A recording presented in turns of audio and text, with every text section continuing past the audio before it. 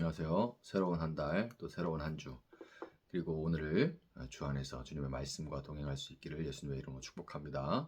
오늘 본문은 역대하 34장입니다. 요시아가 왕이 되었을 때에 그는 8살이었다. 그는 예루살렘에서 31해 동안 다스렸다. 그는 주님께서 보시기에 옳은 일을 하였고 그의 조상 다윗의 길을 본받아서 오른쪽으로나 왼쪽으로 곁길로 벗어나지 않았다.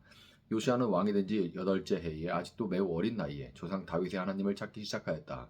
그의 통치 12년이 되는 해에는 산당과 아세라 목상들과 아로새긴 우상들과 부어 만든 우상들을 없애고 유다와 예루살렘을 깨끗하게 하였다. 요시아의 지시로 사람들은 바알 신들을 섬기는 제단들을 헐었다. 요시아는 제단 위에 있는 분향단들도 부수게 하였다. 그는 또한 아세라 목상들과 아로새긴 우상들과 부어 만든 우상들을 빻아 가루로 만들어서 그 제단에서 제사를 드리던 자들의 무덤에 뿌리고 제사장들의 뼈를 제단 위에 불살라서 유다와 예루살렘을 깨끗하게 하였다. 그는 같은 일을 므낫세와 에브라임과 시몬 지역과 저 멀리 사방이 다 폐허가 된 납달리 지역에 이르기까지 직접 가서 행하였다. 그는 제단들을 헐고 아세라 목상들과 아로새긴 우상들을 빻아 가루로 만들고 온 이스라엘 땅에 있는 분향단도 모두 부수어 버리고 나서야 예루살렘으로 돌아왔다. 요시아는 나라와 성전을 깨끗하게 한 뒤에 통치한 지 18째 해가 되는 때에 아살랴의 아들 사반과 마아세야 성주와 요아하스의 아들 요아 서기관을 보내서 그 주 그의 하나님의 성전을 수리하게 하였다. 이 세 사람은 힐기야 대제사장이 가서 하나님의 성전에 들어온 돈을 그에게 건네주었다. 그 돈은 므낫세와 에브라임과 북이스라엘의 나머지 지역에 사는 백성과 유다와 베냐민의 모든 백성과 예루살렘 주민에게서 거두어들인 것으로서 성전문을 지키는 레위 사람들이 모아둔 것이었다. 그들은 이 돈을 주님의 성전 수리를 맡은 이들에게 맡겼고 그들은 또 그 돈을 주님의 성전 수리를 직접 맡아 건축하는 이들에게 주어서 성전을 수리하게 하였다. 그들은 그 돈을 목수와 돌 쌓는 이들에게도 맡겨서 채석한 돌과 도리와 들보를 만들 나무를 사들여 유다의 왕들이 폐허로 만들어버린 건물들을 손질하게 하였다. 그 사람들은 이를 정직하게 하였다. 그들 위에 4명의 감독이 있었다. 모두 레위 사람들인데 무라리 자손 가운데서는 야핫과 오바댜, 고핫 자손 가운데서는 스가랴와 무술람이 성전을 수리하는 일을 맡아 하였다. 이 레위 사람들은 모두 음악에 익숙한 사람들이었다. 그들은 목독군을 감독하고 각종 공사 책임자들을 감독하였으며 어떤 레위 사람은 기록원과 사무원과 문지기의 일을 맡았다. 힐기야 제사장은 주님의 성전에서 궤에 보관된 돈을 꺼내다가 모세가 전한 주님의 율법책을 발견하고 사반 서기관에게 자기가 주님의 성전에서 율법책을 발견하였다고 하면서 그 책을 사반에게 주었다. 사반이 그 책을 가지고 왕에게 나아가서 보고하였다. 임금님께서 종들에게 명령하신 것을 종들이 그대로 다 하였습니다. 또 주님의 성전에 있는 돈을 다 쏟아서 감독들과 건축하는 사람들에게 맡겼습니다. 이렇게 보고하고 나서 사반 서기관은 힐기야 제사장이 자기에게 책 한 권을 건네주었다고 왕에게 보고했다. 그리고 사반은 그 책을 왕 앞에서 큰 소리를 읽었다. 왕은 율법의 말씀을 다 듣고는 애통해하며 자기의 옷을 찢었다. 왕은 힐기야와 사반의 아들 아히감과 미가의 아들 압돈과 사반 서기관과 왕의 시종 아사야에게 명령하였다. 그대들은 주님께로 나아가서 나를 대신하여 그리고 아직 이스라엘과 유다에 살아남아 있는 백성들을 대신하여 이번에 발견된 이 두루마리의 말씀에 관하여 주님의 뜻을 여쭈어 보도록 하시오. 우리의 조상이 주님 말씀을 지키지 않고 이 두루마리 기록된 것을 모든 것을 지켜 따르지 않았으므로 주님께서 우리에게 쏟으신 진노가 크오. 힐기야가 왕의 명령을 받은 사람들과 함께 훌다 예언자에게로 갔다. 그는 살룸의 아내였다. 살룸은 하스라의 손자요 독핫의 아들로서 궁중예복을 관리하는 사람이었다. 훌다는 예루살렘의 제2구역에 살고 있었는데 그들이 그에게 가서 왕의 말을 전하니 훌다가 그들에게 말하였다. 주 이스라엘 하나님께서 이렇게 말씀하시니 그대들을 나에게 보내어 주님의 뜻을 물어보라고 한 그분에게 가서 전하시오. 나 주가 이렇게 말한다. 유다 왕 앞에서 낭독한 채 기록된 모든 저주대로 내가 이곳과 여기에 사는 주민에게 재앙을 내리겠다. 그들이 나를 버리고 다른 신들에게 분향하여 그들이 한 모든 일이 나를 노엽게 하였기 때문이다. 그러므로 내 분노를 여기에다 쏟을 것이니 아무도 끄지 못할 것이다 하셨소. 주님의 뜻을 주님께 여쭈어 보려고 그대들을 나에게로 보낸 유다 왕에게는 이렇게 전하시오. 주 이스라엘 하나님이 이렇게 말한다. 네가 들은 말씀을 설명하겠다. 내가 이곳과 이곳에 사는 주민을 두고 말한 것을 네가 듣고 마음에 느낀 바 있어서 하나님 곧 내 앞에서 겸손해져서 내가 옷을 찢으며 통곡하였으므로 내가 네 기도를 들어주었다. 나 주가 말한다. 그러므로 이곳과 이곳 주민에게 내리기로 한 모든 재앙을 네가 죽을 때까지는 내리지 않겠다. 내가 너를 내 조상에게로 보낼 때에는 네가 평안히 무덤에 안장되게 하겠다 하셨습니다. 그들이 돌아와서 이 말을 왕에게 전하였다. 왕이 사람을 보내어 유다와 예루살렘의 모든 장로를 불러 모았다. 왕은 주님의 성전에 올라갈 때에 유다의 모든 백성과 예루살렘 주민과 제사장들과 레위 사람들과 어른으로부터 아이에 이르기까지 모든 백성을 다 데리고 주님의 성전으로 올라갔다. 그때 왕은 주님의 성전에서 발견된 언약책에 적힌 모든 말씀을 사람들에게 크게 읽어 들려주도록 하였다. 왕은 자기의 자리에 서서 주님을 따를 것과 마음과 목숨을 다 바쳐 그의 계명과 법도와 규례를 지킬 것과 이 책에 적힌 언약의 말씀을 지킬 것을 맹세하는 언약을 주님 앞에서 맺었다. 왕이 거기에 있는 예루살렘과 베냐민 사람들도 이 언약에 참여하게 하니 예루살렘 주민이 하나님 곧 조상의 하나님이 세우신 언약을 따랐다. 이와 같이 요시아는 이스라엘 자손에게 속한 모든 땅에서 혐오스러운 것들을 다 없애버리고 이스라엘의 모든 사람으로 주 하나님을 섬기게 하였으므로 요시아가 살아있는 동안에는 백성이 주 조상의 하나님께 복종하고 떠나지 않았다. 아멘. 요시아가 왕위에 오를 때 그의 나이는 8살이었습니다. 어린 나이였죠. 그의 아버지 아몬은 므낫세에 이어서 왕이 된 지 불과 2년 만에 신하들의 손에 의해서 이제 죽임을 당했는데 백성들이 그 일로 인해서 들고 일어나서 아몬을 죽인 신하들을 처단하고 어린 요시아를 대신해서 왕으로 삼았던 겁니다. 므낫세의 통치 기간 동안 우상 숭배와 선지자 이사야를 죽이기까지 했던 여호와 신앙에 대한 그 핍박으로 인해서 아주 여호와 신앙을 아주 잔혹하게 핍박을 했죠.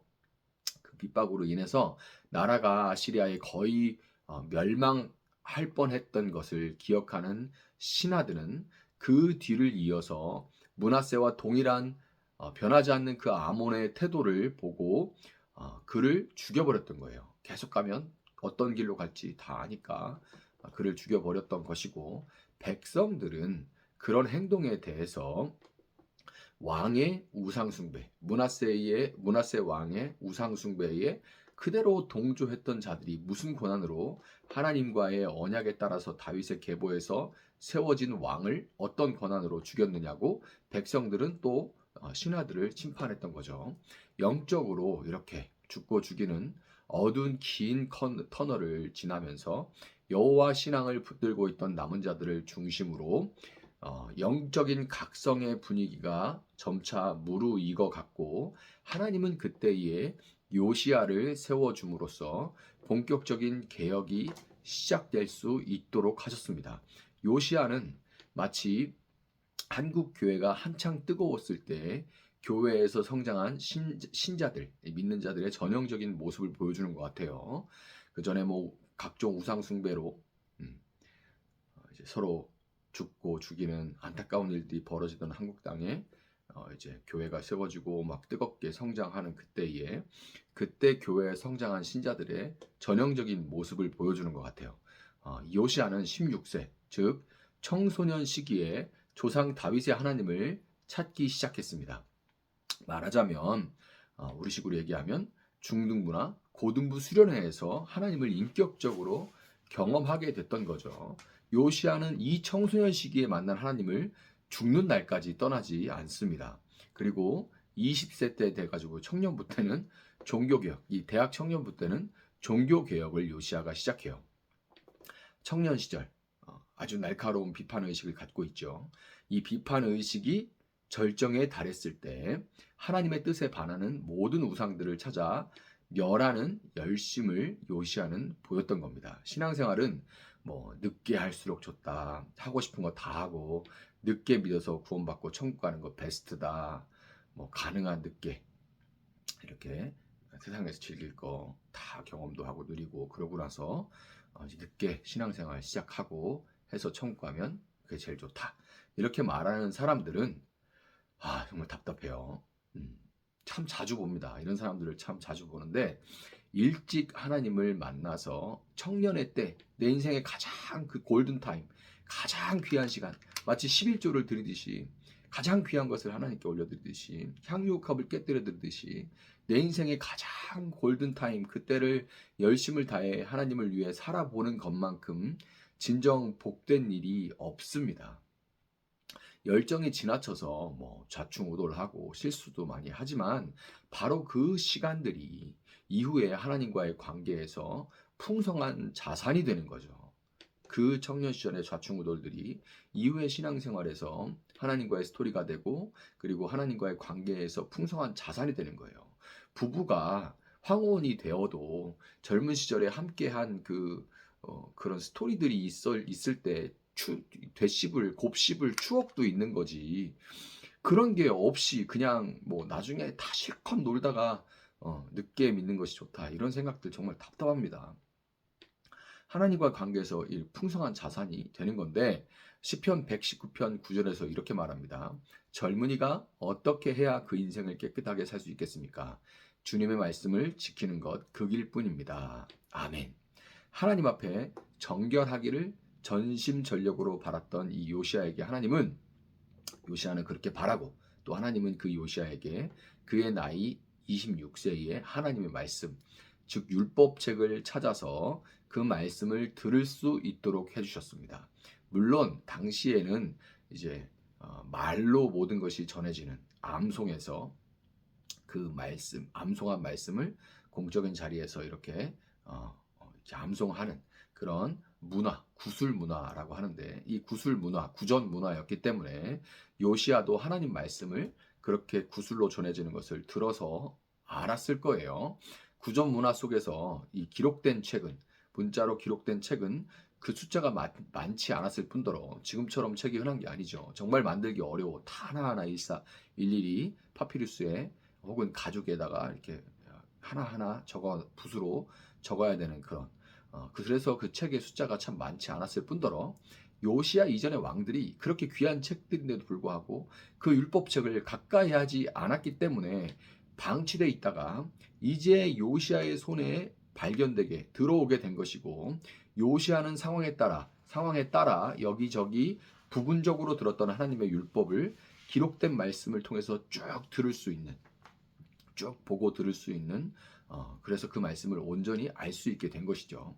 요시아의 하나님을 향한 열정이 하나님의 말씀을 만나자. 자, 여러분 뭐 암송에서 혹은 누가 얘기해 주는 거로 설교 때 부분 들어가지고 여기저기 들었던 것을 쫙 구슬을 꿰듯이 쭉 이제 책을 통해서 처음부터 끝까지 이렇게 들었을 때 그 쭉 하나님을 말씀을 들으면서 그 하나님을 향한 열정이 하나님의 말씀을 딱 만나게 됐을 때 그의 신앙은 이제 한층 성숙함으로 나아갈 수가 있었습니다.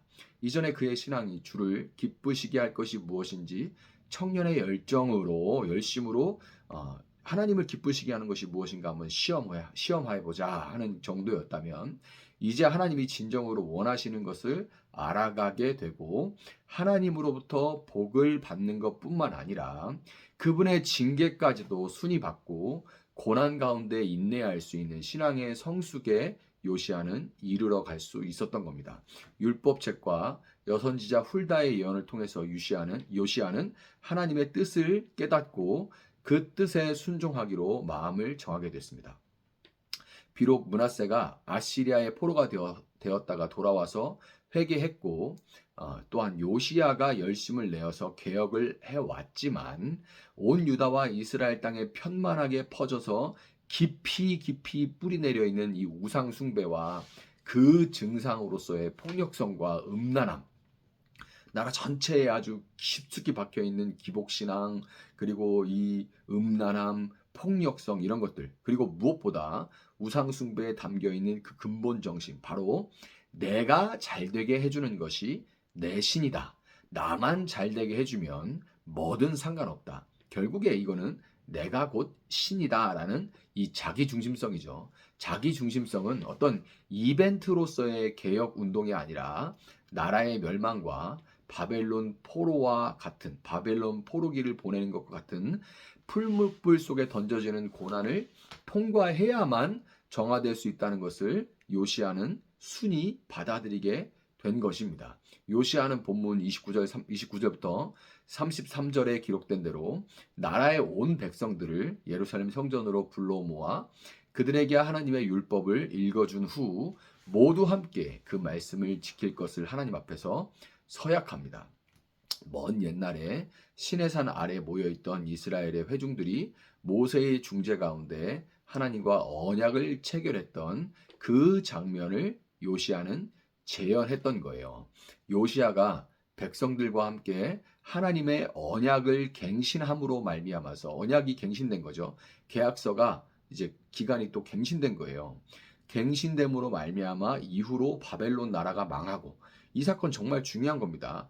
왜냐하면 나라가 없어져 버렸거든요. 바벨론의 나라가 망하고 70년 동안 포로 생활을 하는 것은 더 이상 이 언약의 갱신으로 인해서 더 이상 기회가 없는 어떤 심판이 아니라 끝장나는 심판이 아니라 하나님이 언약 안에서 당신의 백성을 언약 안에서 당신의 백성을 징계하시는 것이 되는 것이고 하나님은 언약 안에 있는 한 이스라엘을 결코 버리지 않으시고 반드시 회복하실 것입니다.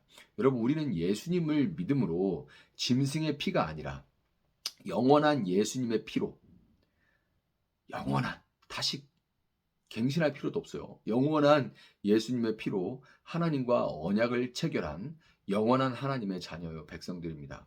청소년기, 청년기를 거쳐서 뜨겁게 달려왔던 한국 교회가 좌충우돌한 년들도 있죠. 청년기를 보내면서 정말 뜨거웠지 않습니까? 그러니까 그 기간들을 보내면서 좌충우돌 실수한 것도 많고 잘못한 것도 많고 그러나 그 중심에 뭐가 있었는지는 알죠.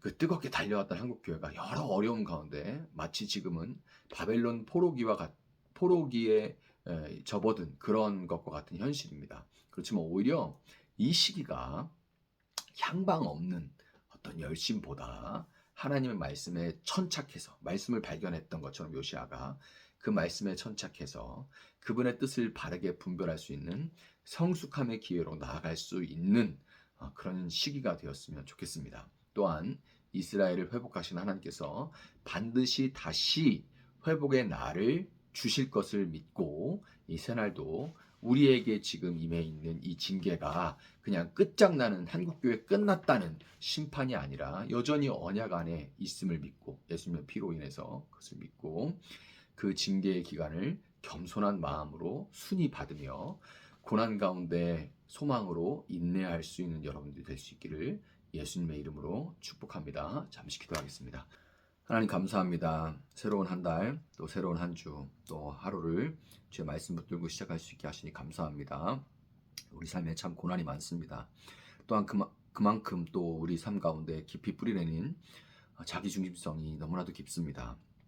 주님 또한 우리들이 모여 만들어 온 한국교회가 주님 또 많은 어려움 가운데 있습니다. 또 그만큼 좌충우돌하며 만들어 오는 많은 실수들이 있습니다. 그러나 이 모든 일 가운데도 우리는 하나님의 언약 가운데 예수님의 피로 하나님의 언약 가운데 여전히 있음을 믿습니다. 그러기 때문에 우리에게 여전히 소망이 있음을 고백합니다. 주님 이 시기를 기도하며 인내 가운데 우리를 성찰하고 이제 말씀에 천착하여 성숙으로 나아가며 이제 이 바벨론의 포로 가운데 소수로 있는 한국 종교가 한국 기독교가 주님 참으로 겸손함으로 또한 이웃을 사랑함으로 섬김으로 희생으로 헌신으로 봉사로 다시금 하나님의 살아계심을 보일 수 있는 저희들 될 수 있도록 주님 도와주시고 또한 우리 개인적으로도 주님 우리 안에 모든 연약함과 더러움들을 깨끗이 씻고 주님 앞에 정결하게 설 수 있는 그런 시기가 될 수 있도록 주님 도우시고 특별히 한 달이 주님 은혜 가운데 더욱 주님 앞에 정결히 설 수 있는 주님 저희들 될 수 있도록 주님 도와주시길 원합니다. 우리가 마치 다른 불교나 다른 종교들처럼 스스로 깨끗해지기 노력하면 주님 우리는 더 더러워짐을 고백합니다. 우리에게는 그럴 수 있는 능력이 없사오니 오히려 선 되시는 하나님 그분의 말씀을 붙들고 아버지 그 믿음으로 그 안에 거할 때에 주님의 선함이 우리 가운데 우리의 선함이 되어질 수 있도록 주님 그리하여 온전한 정결함이 되어질 수 있도록 도와주시옵소서. 감사하며 예수님의 이름으로 기도합니다. 아멘. 오늘 주신 말씀 붙들고 계속해서 기도합니다.